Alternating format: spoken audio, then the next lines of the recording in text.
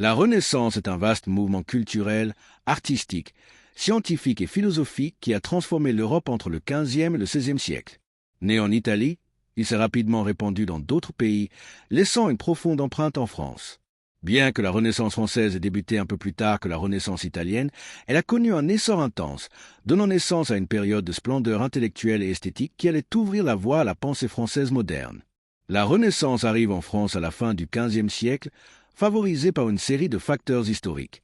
L'une des plus importantes fut l'invasion de l'Italie par Charles VIII de France en 1494, qui déclencha les guerres d'Italie. Ces campagnes militaires ont permis aux Français d'entrer en contact direct avec l'art, l'architecture et la pensée de la Renaissance italienne. Soldats, nobles et artistes revinrent d'Italie fascinés par ce qu'ils avaient vu. Des villes remplies de fresques, des palais aux colonnes classiques, des sculptures en marbre rappelant les dieux antiques et une nouvelle façon de comprendre l'humanité. Les monarques français ont joué un rôle essentiel dans la promotion de la Renaissance. De François Ier, 1515 à 1547, à ses successeurs, la monarchie fut le principal mécène des artistes, des écrivains et des architectes. François Ier est particulièrement considéré comme le roi de la Renaissance française, pour son enthousiasme pour l'art et son soutien déterminé à la culture humaniste. La Renaissance française se caractérise par une fusion des traditions gothiques médiévales et de nouvelles formes classiques apportées d'Italie. Contrairement à la Renaissance italienne, issue d'une tradition urbaine et commerciale, en France le mouvement était plus étroitement lié à la cour et à la noblesse. L'art, la littérature et l'architecture de la Renaissance se sont développés principalement autour des châteaux de la vallée de la Loire et des villes associées à l'administration royale. L'un des aspects clés de la Renaissance française fut l'humanisme, un mouvement intellectuel qui plaçait l'être humain au centre de la réflexion philosophique et scientifique. Les humanistes français, inspirés par les textes classiques gréco-latins, recherchaient une éducation fondée sur la raison, l'étude des langues anciennes, l'histoire, la rhétorique et la morale. Cela représentait un changement profond par rapport à l'enseignement scolastique médiéval qui se concentrait sur la théologie. En architecture, la Renaissance française a adopté des éléments classiques tels que les colonnes, les frontons et la symétrie, mais a également conservé des formes traditionnelles telles que les tours, les toits en pente et l'ornementation gothique.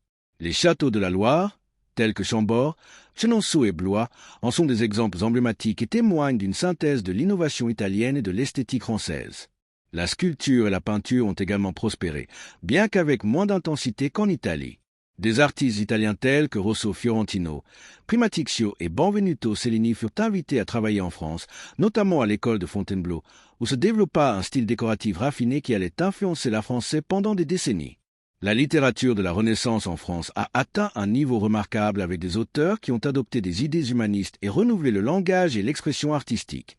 L'un des principaux représentants était François Rabelais, auteur de Gargantua et Pantagruel, une œuvre satirique qui allie l'érudition classique à l'humour irrévérencieux et critique. Rabelais célébrait la liberté de penser et l'éducation intégrale de l'homme, éléments centraux de l'humanisme. La Renaissance française fut aussi une époque de progrès scientifique et de renouveau pédagogique. De nouvelles universités furent fondées et des institutions comme le Collège de France furent créées en 1530, promues par François Ier, dans le but de promouvoir la libre étude du savoir, indépendamment de l'Église.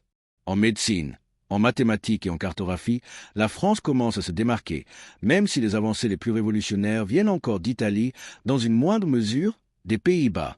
Malgré cela, l'idée de la connaissance comme outil de pouvoir et de progrès s'est rapidement répandue. Bien que la Renaissance française ait été une période de splendeur culturelle, elle a également coïncidé avec de profondes tensions religieuses. La diffusion de la pensée réformiste de Luther et de Calvin provoqua des divisions dans le royaume qui conduiront plus tard aux guerres de religion. Dans ce contexte, l'humanisme chrétien français cherche à concilier foi et raison, avec des figures marquantes comme Guillaume Budet et Jacques Lefebvre d'Étaples. La Renaissance a profondément transformé la culture française. Il a introduit une nouvelle vision de l'homme, plus rationnelle, plus autonome et plus critique. Elle a également renforcé le rôle du français comme langue de culture, de science et de diplomatie, ce qui allait être essentiel au cours des siècles suivants. Sur le plan artistique, il a laissé un héritage architectural et littéraire qui fascine encore aujourd'hui les chercheurs et les visiteurs. La Renaissance en France n'était pas seulement une importation de modèles italiens, mais une adaptation créative qui intégrait la tradition nationale aux valeurs modernes.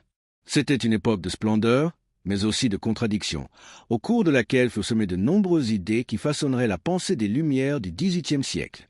Si vous souhaitez connaître d'autres histoires intéressantes, vous pouvez suivre ma chaîne YouTube Franck Fernandez Historia.